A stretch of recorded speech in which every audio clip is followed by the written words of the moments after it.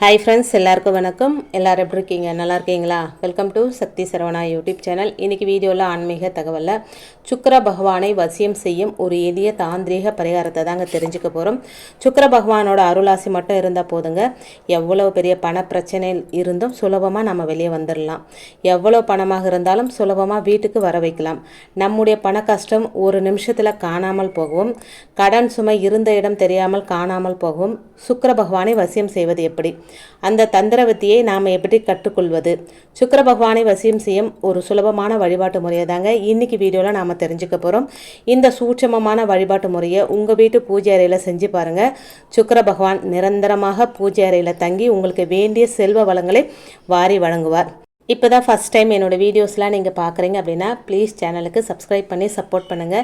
இந்த வீடியோ உங்கள் friends and ஃபேமிலிக்கும் ஷேர் பண்ணி விடுங்க. நம்ம சேனலில் எளிமையான ஆன்மீக தாந்திரிக பரிகாரங்களை பற்றி உங்களோட ஷேர் பண்ணிட்டு வரேங்க. நானும் செய்கிறேன், உங்களுக்கும் ஷேர் பண்ணுறேன். இது எல்லாருக்கும் பயனுள்ள வகையில் மிகவும் எளிமையாக இருக்கும்.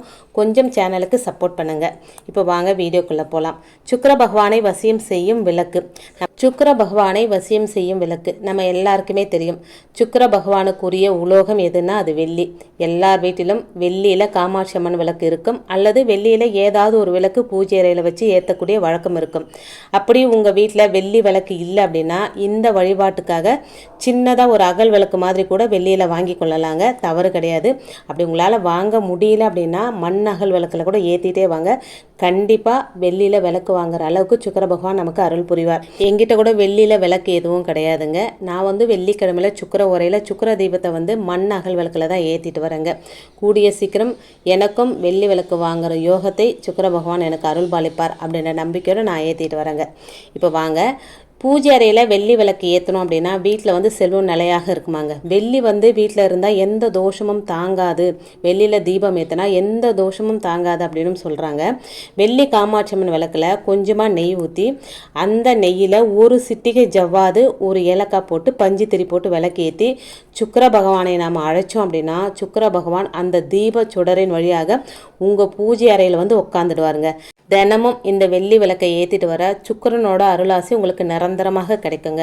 தினமும் நெய் விட்டு விளக்கு ஏற்ற முடியாது அப்படின்னு நினைக்கிறவங்க வெள்ளிக்கிழமை காலையில் 6 மணிலேருந்து 7 மணிக்குள்ளாவது, அதாவது சுக்கிர ஓரையில் இந்த வழிபாட்டை மேற்கொள்ளணுங்க.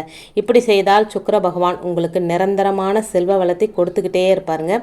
வாசம் நிறைந்த பொருட்களில் இந்த ஜவ்வாதுக்கு ரொம்ப ரொம்ப ரொம்ப முக்கியத்துவம் இருக்குங்க.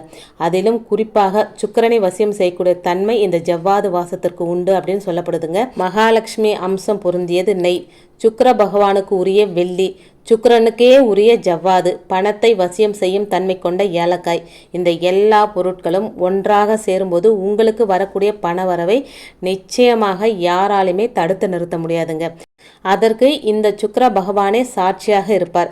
இப்படி ஏற்றப்பட்ட விளக்குக்கு முன்பாக வீட்டில் இருக்கும் பெண்கள் பிரார்த்தனை வைத்தால் எவ்வளவு பெரிய பணப்பிரச்சனையாக இருந்தாலும் அது சீக்கிரமே சரியாகுங்க. இப்படி பூஜை செய்யும் போது ஒரு வெள்ளை காகிதத்தில் கொஞ்சமாக ஜவ்வாது, கொஞ்சமாக பச்சை கற்பூரம், ஒரு ஏலக்காய் வச்சு கலந்து மடித்து இது நீங்கள் பணம் வைக்கிற பெட்டியில் வைக்கலாம், இல்லை பர்ஸில் வச்சுக்கலாம். நிச்சயமாக பண ஈர்ப்பு அதிகரிக்குங்க. இப்போது சுக்கிர பகவானுக்கு வெள்ளி விளக்கு இல்லாதவங்க எப்படி தீபம் ஏற்றுறது, வெள்ளி விளக்கு வாங்குகிற வசதி கிடையாது அப்படின்னு நினைக்கிறவங்க நீங்கள் அகல் தீபம், மண் அகல் தீபம் எடுத்து விளக்கேற்றும் போது உங்ககிட்ட சின்னதாக வெள்ளி பொருட்கள் ஏதாவது இருந்தால், காயின், வெள்ளி காயினோ இல்லை வெள்ளியில் வேறு ஏதாவது பொருட்களோ, முத்து மாதிரி மோதிரம் மாதிரி ஏதாவது இருந்தால் அதை சுத்தமாக கழுவிட்டு மஞ்சள் தண்ணியில் கழுவிட்டு இந்த மண் அகல் விளக்குக்குள்ளே அந்த வெள்ளியை போட்டு ஏற்றும் போது அதுவும் வெள்ளி விளக்குக்கு சமமாக சொல்லப்பட்டிருக்குங்க. எனக்கு இது ஐயர் சொன்ன விஷயந்தான் உங்களோட நான் ஷேர் பண்ணிக்கிறேன். நம்மளால் இப்போதைக்கு வெள்ளி வாங்க முடியாது, ஏன்னா விற்கிற விலையில் நம்மளால் 1 கிராம் கூட வாங்க முடியாத நிலைமை தான் இப்போ இருக்குது, தங்கமாகட்டும் வெள்ளியாகட்டும். ஆனால் இந்த விளக்கை நீங்கள் தொடர்ந்து ஏற்றிக்கிட்டே வர, அதுவும் வெள்ளிக்கிழமையில் சுக்கிர ஓரையில் இந்த மாதிரி தீபம் ஏற்றிக்கிட்டே வர கண்டிப்பான முறையில் அந்த சுக்கிர பகவான் நமக்கு வெள்ளியில் வாங்குகிற யோகத்தை தருவார் அப்படின்னு சொல்லப்படுதுங்க. நம்பிக்கையோடு செய்யுங்க, எல்லாம் நல்லதே நடக்குங்க. பண கஷ்டத்தை தீர்க்கும், சுக்கிரனை வசியம் செய்யும் இந்த ஆன்மீகம் சார்ந்த வழிபாடு உங்களுக்கு பயனுள்ளதாக அமையும் அப்படின்ற நம்பிக்கையில் இந்த விஷயத்தை உங்களோட நான் ஷேர் பண்ணிக்கிறேங்க. நம்பிக்கை இருக்கிறவங்க நம்பிக்கையோடு செய்யுங்க, நம்பிக்கை இல்லாதவங்க கண்டிப்பாக செய்யாதீங்க. ஒரு சிலர் கமெண்ட்டில் கேட்குறாங்க, இதெல்லாம் செஞ்சால் சரியாயிடுமா, இதெல்லாம் செஞ்சுட்டு வீட்டிலே இருந்தால் பணம் வந்து தானாக வந்துருமா அப்படின்னு. இந்த மாதிரி செஞ்சுட்டு வீட்டிலே உட்காந்துருந்தால் பணம் தானாக வராதுங்க. நம்ம வந்து நம்மளுடைய உழைப்பு அதோடு சேர்ந்து சில பரிகாரங்கள் நம்ம செய்யும்போது அதற்கான பலன் நமக்கு கண்டிப்பாக கிடைக்குங்க. நம்பிக்கையோடு செய்யுங்க, எல்லாம் நல்லதே நடக்கும். இன்றைக்கி வீடியோவில் நான் சொன்ன விஷயங்கள் உங்களுக்கு பிடிச்சிருந்தது அப்படின்னா ப்ளீஸ் சேனலுக்கு சப்ஸ்கிரைப் பண்ணி சப்போர்ட் பண்ணுங்கள். இந்த வீடியோ உங்கள் ஃப்ரெண்ட்ஸ் அண்ட் ஃபேமிலிக்கும் ஷேர் பண்ணிவிடுங்க. இன்னொரு எளிமையான ஆன்மீக தகவலோடு உங்களை சந்திக்கிறேன். அது வரைக்கும் நன்றி, வணக்கமும். Take care and bye friends.